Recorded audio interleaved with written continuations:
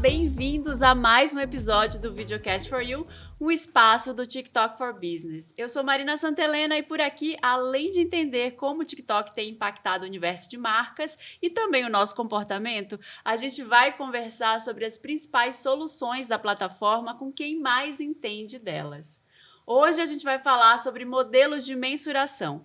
Como as marcas podem medir o seu sucesso na plataforma, mas nós vamos falar de modelos atuais, que dão conta da forma muito mais complexa com a qual a gente interage com os produtos e marcas hoje em dia. Para entender melhor os mecanismos complexos que existem por trás das métricas de venda, hoje recebemos aqui Adriana Molari, Head de Vendas no TikTok, Ana Musso Meirelles, Gerente de Marketing Sazonais na Mondelez, e Thaisa Gentil, Head de Brand Sales Latam da LiveRamp, parceira do TikTok nas análises de mensuração. Sejam bem-vindas aqui.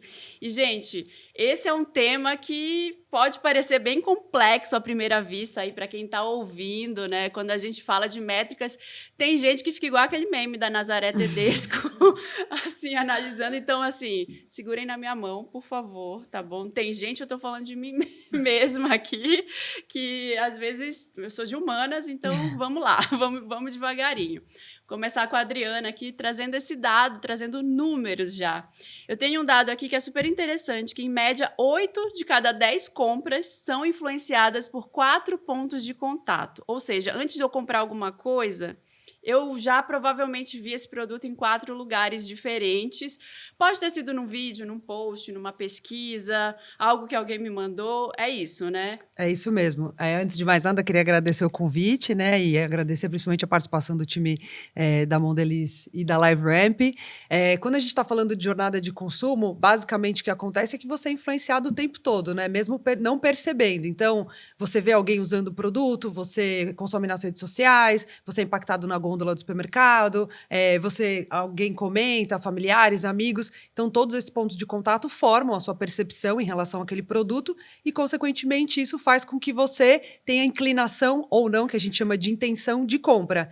Então, sim, isso faz parte. E o TikTok, né, recentemente, a gente tem quase 5 anos aqui no Brasil, virou mais uma forma dos usuários conhecerem, né, as audiências conhecerem os produtos e aí eles, obviamente, considerarem para comprar ou para experimentar.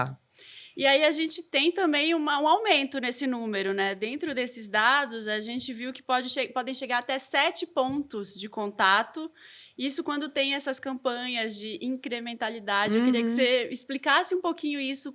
Quando que esses pontos aumentam? Como é que as marcas podem fazer para que isso aumente e melhore a performance delas? Agora a parte vai ficar talvez um pouco mais complexa. Mas, assim, a jornada do consumidor ela é muito individual e ela depende muito de como você literalmente vive sua vida, os ambientes que você circula, os meios de massa que você consome, os lugares que você vai. Se você vai no supermercado, se você só compra online, tudo isso. Então, você pode ter uma série de pontos de contato que vão te influenciar. Quando a gente está falando de mídia digital, especificamente, da plataforma como o TikTok, a gente não consegue fazer um modelo de atribuição direta, né? De eu vi no TikTok, saí, fui comprar, ou fui lá e pedi num aplicativo de delivery, alguma coisa assim.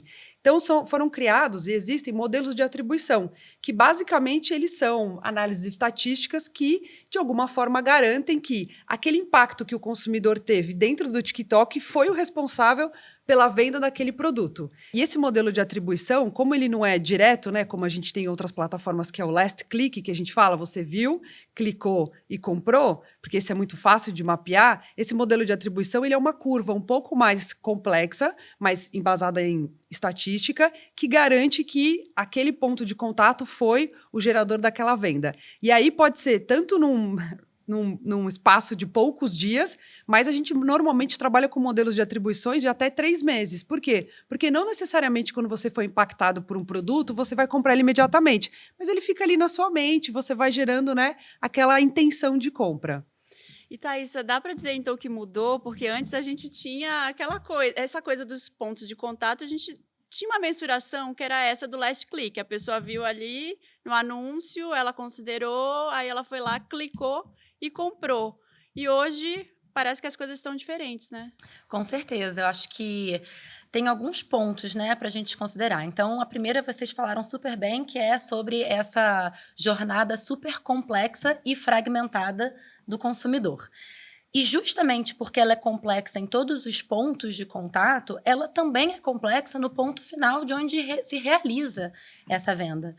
Então, sim, a gente teve aí uma pandemia que acelerou muito o digital, mas quando a gente fala de América Latina e faz um drill down em Brasil especificamente, a gente ainda vive num país onde mais de 80% da compra é feita no físico. Então, quando você fica preso em modelos de resultados que são só do last click, você está excluindo de uma análise uma grande parte de venda real que acontece no ponto físico.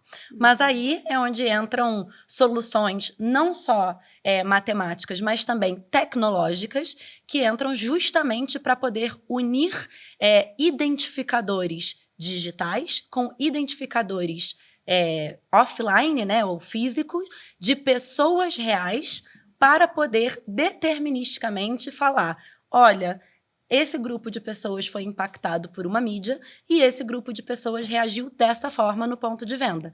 Tantos por cento efetivamente compraram, tantos por cento não. E a partir daí você consegue entregar resultados de negócio real de um impacto de mídia. Nossa, é bem complexo, né? É um tema complexo. Parece, mas a gente está simplificando. A gente está conseguindo Sim. automatizar e simplificar. Porque acontece mesmo isso, né? Você vê lá no TikTok e depois vai comprar no ponto físico. E eu queria saber como é que é na Mondelez, Ana. Vocês fazem esse tipo de análise também? Porque como é um produto... vocês vendem alimentos, né? Então, normalmente, as pessoas costumam comprar mais no ponto físico, não é isso? Não, exatamente. Primeiro, super prazer estar aqui com vocês para falar de um tema que é tão importante, especialmente quando a gente fala de um evento como a Páscoa, uma sazonalidade, que é um período muito curto, muito intenso, então a gente depende ainda mais de conseguir fazer uma venda nesse período, né? A gente está falando de marcas muito icônicas, né? Na Mondelez, a gente é líder de snacks aqui mundialmente, também aqui no Brasil, então a gente está falando de marcas como Oreo, Clube Social, Lacta, né, que é uma marca muito relevante para o brasileiro, especialmente na Páscoa, uma sazonalidade tão importante, né, durante o ano para a categoria de chocolate. E a gente sabe que a decisão de compra não acontece só no ponto de venda. A decisão de compra, ela é influenciada muito antes dele chegar no PDV, muito influenciada pelo digital, pelo próprio TikTok.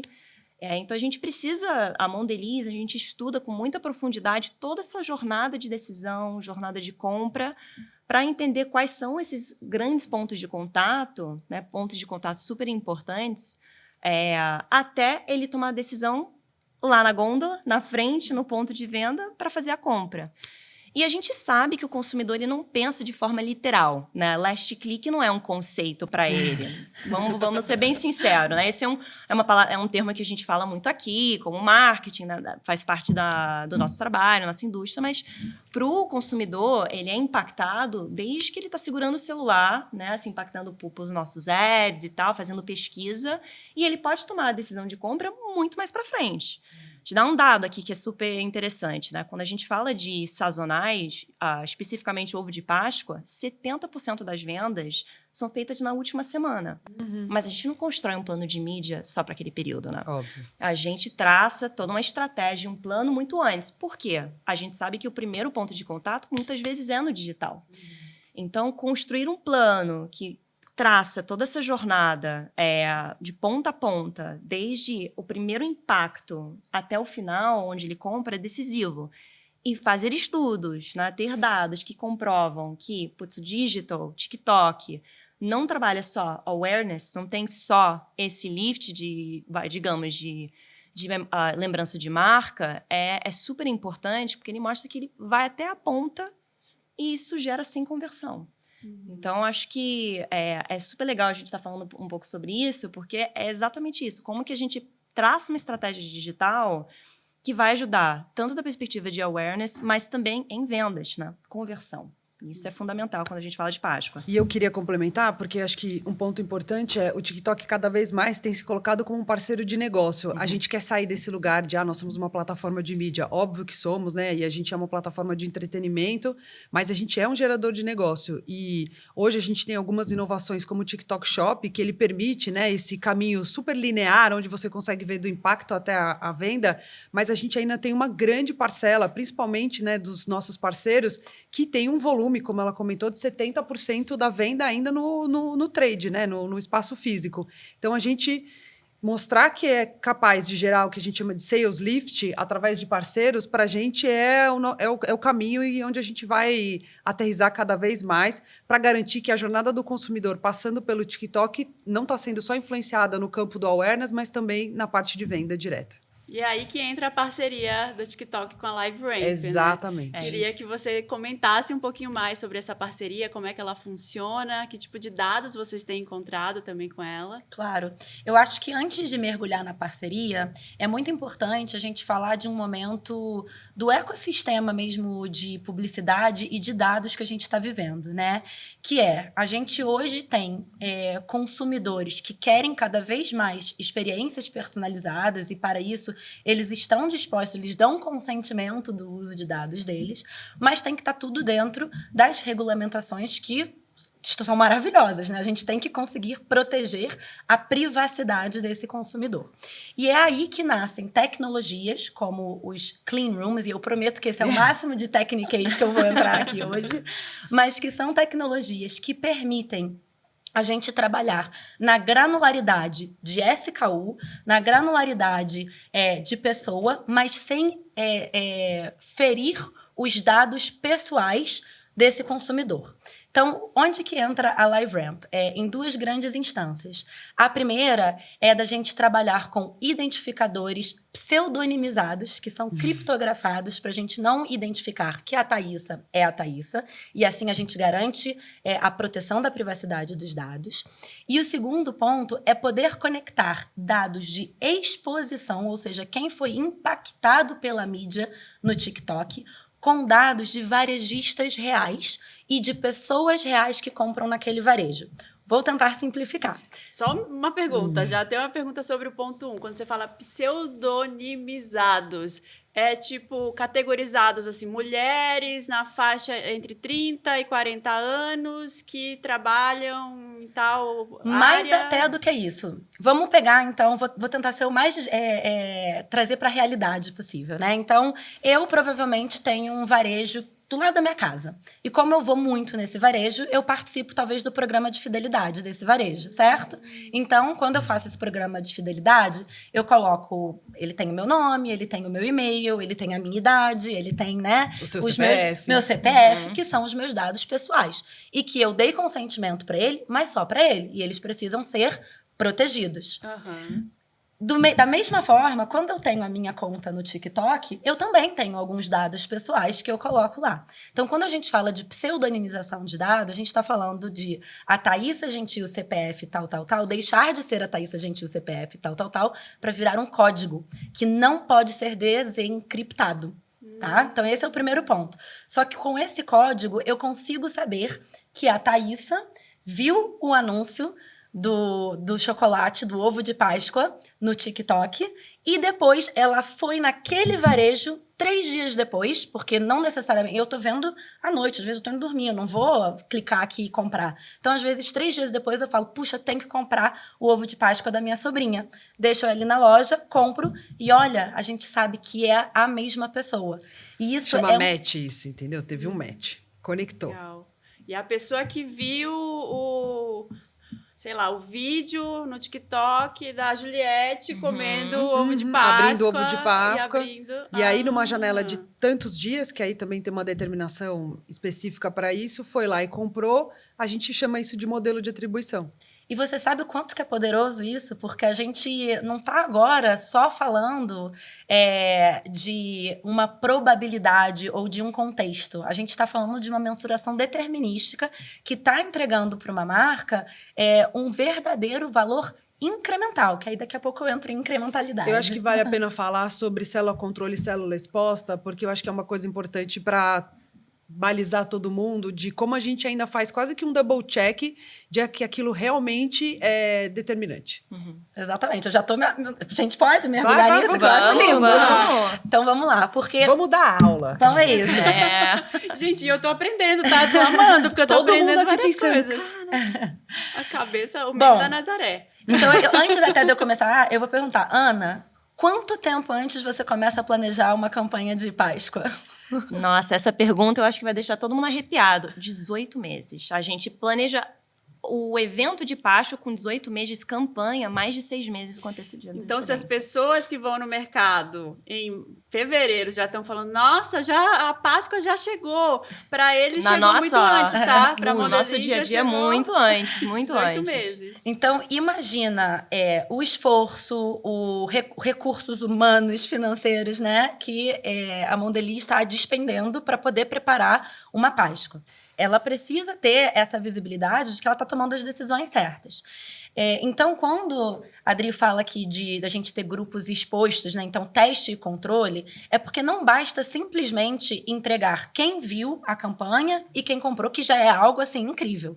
Mas a gente ainda vai dar um passo além, que a gente cria 2 grupos de pessoas com comportamentos de compra similares. Então, por exemplo, nós 4 podemos ter comportamento de compras similares, então a gente é um grupo. E a gente divide esse grupo em 2. Então, a gente propositalmente segura e não manda mídia para vocês e manda mídia para nós 2. E depois a gente entende como nós 4 atuamos, qual foi o comportamento de nós 4 no ponto de venda. E aí o que acontece se então vocês 2 não receberam a mídia, e nós 2 sim, e nós 4 compramos o mesmo ovo de Páscoa, então realmente não foi por causa da mídia, mas não foi isso que a gente viu. Mas aí eu vou deixar a Adri falar. Mas quando a gente vê então que as 2 pessoas que foram impactadas compraram 3, enquanto vocês talvez não compraram nada ou só compraram 1, a gente consegue falar, tá vendo o impacto de ver uma mídia? Qual é o impacto que de ser exposto a uma mídia tem no seu comportamento de compra? E eu vou fazer um ponto aqui, né? Porque eu acho que vai além disso. A gente também conseguiu informação do tipo de criativo. Então, acho que não é só sobre impacto de mídia ou não, né? A gente viu, inclusive, já estou dando spoiler aqui da conversa, mas que os anúncios que a gente fez com creators do TikTok tiveram um lift maior. Então, isso confirmou não só o ponto de criar autenticidade, de termos peças da própria linguagem da plataforma, mas que aquilo, não só da perspectiva de marca, também gerou mais vendas. Então, acho que isso também foi muito interessante da pesquisa, né? Não só o ponto de... Gerou o lift ou não. Gerou o lift ou não. Qual foi mas o caminho? que tipo de... Exatamente. Sim. Qual criativo? Então, acho que isso foi muito rico pra gente da indústria. Isso ajuda muito com o briefing, com o que vocês querem Com certeza. perguntar e pedir para os criadores de conteúdo oferecerem, né, no TikTok. A gente chama isso de brand basics, né? A gente tem ali 5 regrinhas que, se elas forem seguidas, normalmente a gente tem uma média de quase 40% de aumento de resultado em cima daquelas regras. Por quê? Porque você garante que você está falando a língua que os usuários querem e estão acostumados no TikTok. Quando você disrupta muito, ou seja, quando você fica muito distante daquilo, é mais difícil, porque é uma plataforma muito particular e ela tem uma linguagem muito nativa. Então, esse é um benchmark real, assim, para muitos casos. Thaisa, como que vocês têm percebido essas mudanças no mercado? Existem empresas que já se adaptaram? Tem empresas que têm dificuldade ainda com essa adaptação? Como é que está esse cenário? Eu acho que é uma demanda muito latente das empresas. Muito, assim, mensuração. A gente está focando muito em venda, né? Então, hoje tem uma palavra do momento que é o retail media. No último estudo do eMarketer, as empresas anunciantes em retail media falam que vem muito valor na capacidade de audiência, mas mais de 50% das indústrias falaram que mensuração é uma dor, né? Ou seja, justamente conseguir fazer essa ponte, né, entre efetividade de mídia com conversão. Então, respondendo objetivamente a sua pergunta, a demanda está latente. Hoje, eu acho que é muito mais uma limitação técnica e de maturidade, de tech stack mesmo, do que de vontade de fazer. E aí, ainda bem que a gente tem aí parceiros que estão tão à frente e tão pioneiros nisso, como o TikTok, que estão justamente quebrando essa ponte para garantir a entrega desse tipo de demanda. Maravilhoso, né? Necessária essa mudança de mentalidade, porque realmente não dá mais para medir só nesse último clique. Tem alguns modelos que eu andei dando uma pesquisada que misturam tudo, mas para medir essa questão da incrementalidade que vocês trazem, precisa de uma métrica diferente, né? Total. Não dá mais para ser como era. Não, e para a gente é muito importante. A gente tem uma área de measurement, né, dentro do TikTok, só trabalhando em cima de estudos com parceiros como a LiveRamp e outras grandes empresas de mensuração, tanto locais quanto globais, porque para a gente é muito importante, voltando para o ponto, ser um parceiro de negócio. A gente sabe o quanto o modelo de eficiência, de custo, de projeção é importante, então a gente quer estar lado a lado fazendo esse tipo de provocação e, consequentemente, de provando resultado. E a gente sabe que quando o resultado não vem, porque isso pode acontecer também, né? Não vamos colocar que tudo sempre são flores, mas a gente consegue trabalhar em cima de quais foram os pontos que não estavam tão ótimos e melhorar a execução para que a gente possa rodar mais um estudo e aí trazer os resultados necessários. Então, eu acho que um ponto, complementando da Thaís, existe a mentalidade que está saindo e extrapolando, né, o mundo das empresas e vindo para as plataformas digitais, e a gente está conseguindo colocar isso como uma série de estudos, e a gente consegue gerar um número muito rico de análises para que a gente possa sempre melhorar a performance das marcas. Isso é muito bom, né, para as marcas como um todo. Pode falar, eu Thaís, queria, se eu puder, perdão, só mais um ponto que você falou, né, do time interno de mensuração do TikTok. Quem já está muito, né, nesse âmbito de querer ver resultados, fala-se muito de KPIs como ROAS, por exemplo, né, que é o retorno no investimento que você faz em publicidade. Mas o TikTok, ele está sendo ainda mais ácido, o que eu acho que é super positivo. Ele não está só falando de ROAS, ele está falando de lift e de ROAS, que é justamente o ROAS incremental. Né? Então, a gente está falando de realmente o que veio de vendas por causa especificamente dessa mídia. É muito mais ácido, mas é também muito mais poderoso. E sim, talvez nem todas tragam o melhor resultado, mas a gente já rodou muitos estudos e o lift médio hoje do TikTok de incrementalidade está acima de 5%. Esse número vou deixar a Ana falar, agora é um eu super benchmark. É um super benchmark que a gente tem aqui em Pacho, que eu acho que, como vocês comentaram, acho que era uma grande dor. Porque a gente, obviamente, sabia do impacto, né? Que, enfim, pegando o exemplo de retail media, mas, assim, todos os planos que a gente traça para redes sociais, TikTok, a gente sabia de como isso movia o ponteiro da perspectiva de awareness. Mas a gente, obviamente, tinha suspeitas, mas a gente tinha uma dor de saber qual que é realmente o número quando a gente fala do impacto no offline, né? E quando a gente rodou essa pesquisa para a Páscoa de 24, eu acho que todos nós... Foi uma bela surpresa, assim, usando o bench que você comentou, né, de 5%, que, no nosso caso, comparando os dois grupos, né, que você deu como exemplo da metodologia, a gente teve um lift de quase 21% em vendas incrementais. Era justamente desse case que eu ia te pedir para comentar sobre... você falou sobre estudos, né, Adriana? E aí já tem esse estudo super fresco da Páscoa desse ano, do último do ano passado, mostrando tudo isso, todos esses números, todos esses dados. Então, você pode comentar um pouquinho mais pra gente, perfeito. por favor? E foi a Páscoa do ano passado, mas é aquilo que a gente comentou, né? O planejamento é feito com muito tempo de antecedência. Então, ter dados assim do ano passado, ele dá muito mais segurança para a gente traçar novos planos, né? Então, saber que com essa pesquisa de lift, que um plano que a gente está traçando no TikTok, pensando em peças de creator, peças heroes, o plano que a gente fez com a Juliette, não vão só mover o ponteiro de visibilidade, de awareness, de ad recall, por exemplo, também vão mexer em vendas, é muito rico para a gente, especialmente quando a gente está sempre buscando ser cada vez mais eficiente e voltado ao negócio, né? Então, tanto no on e no off, eu acho que isso é muito importante, né? Acho que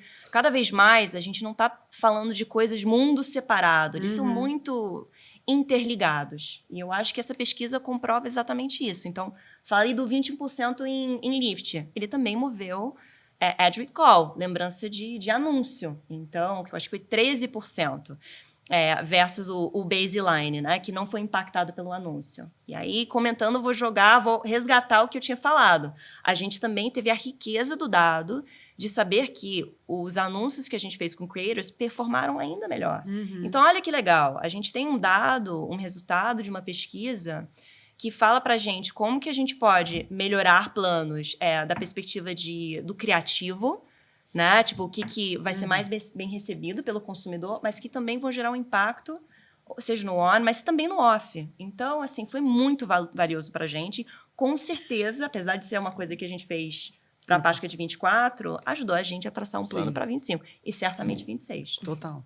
E a cadeia toda fica eficiente, né? Porque o briefing fica mais acertado, a agência trabalha de uma forma muito mais azeitada em cima do que a gente já sabe que vai dar resultado. A gente já programa quais são os formatos que a gente vai utilizar, qual é o tempo que aquela campanha precisa estar no ar, porque eu acho que o maior desafio a Páscoa acontece naquele período, assim, né? Você tem ali uma corrida contra o relógio, porque a hora que ela acaba, né? Deve ter ali um rabichinho de alguns dias de venda, né?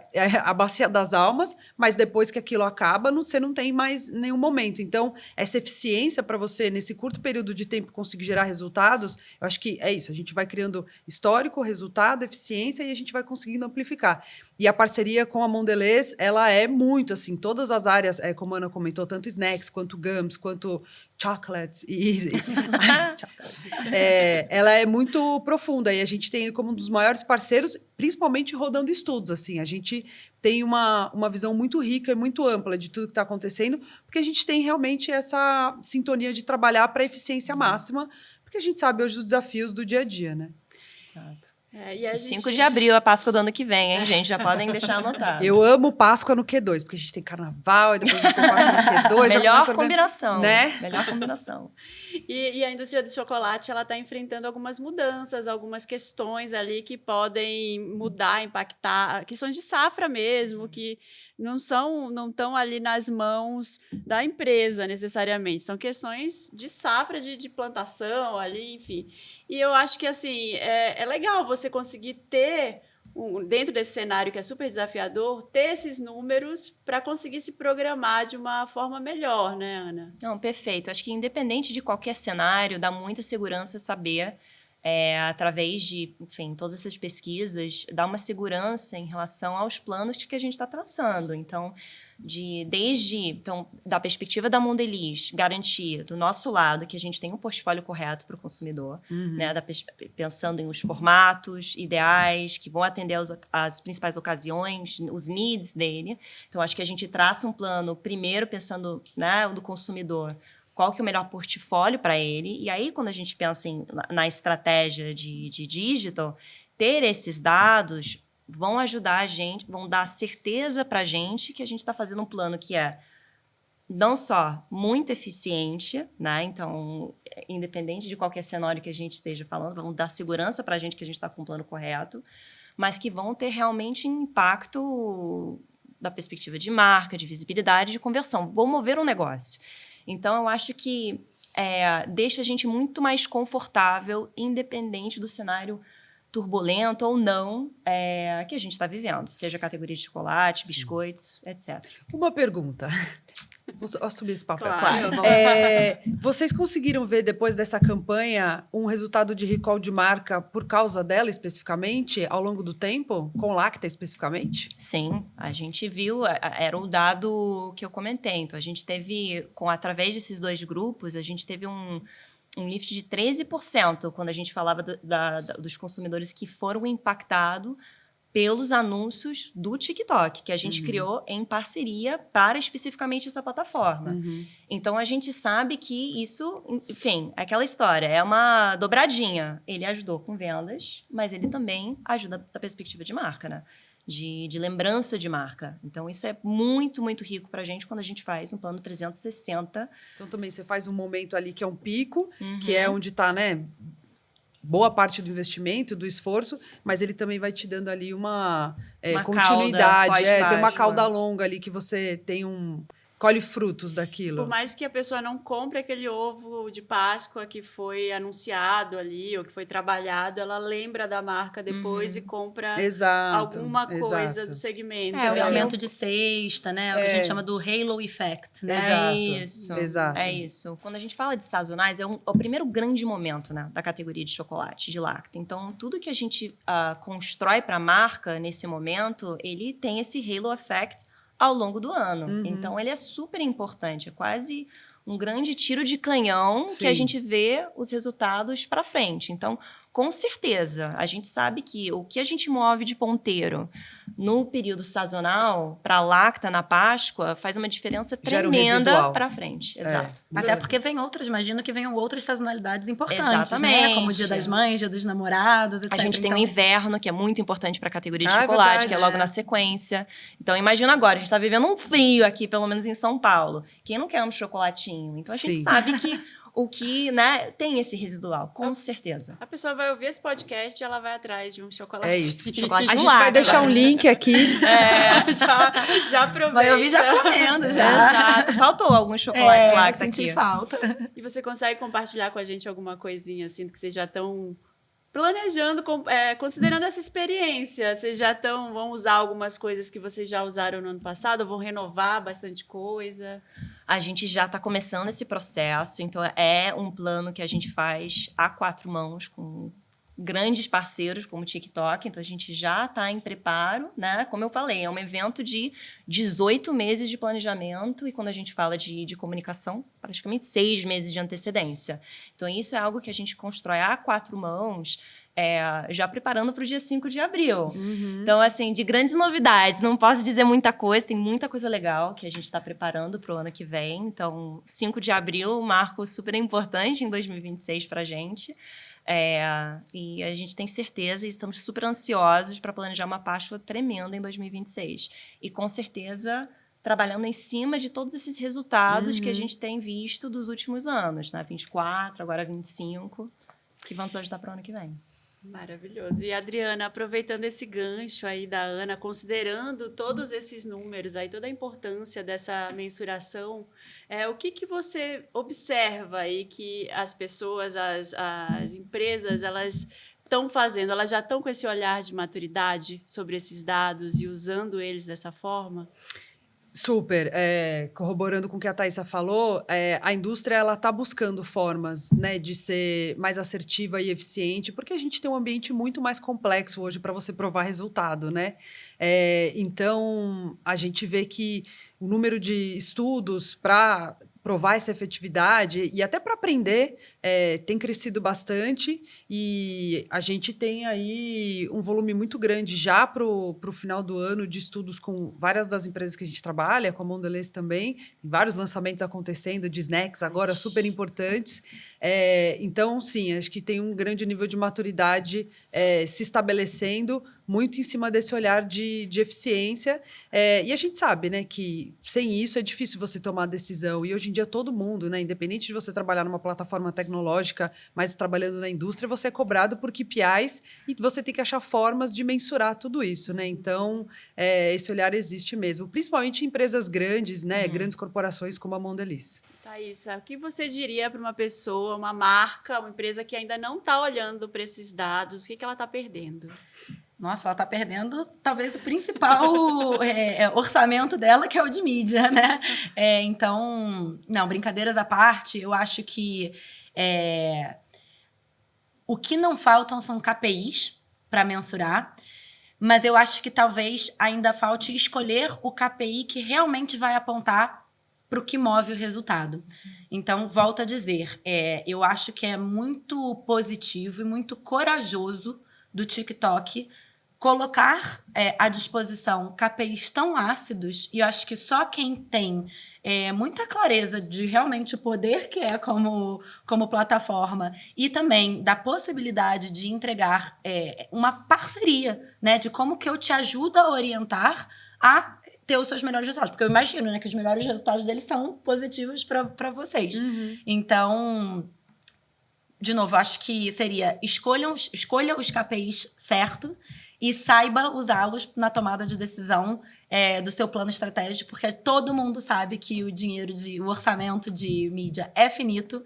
Então, eu imagino que todo mundo deva ter aí um CFO aqui no pescoço, querendo ver os resultados.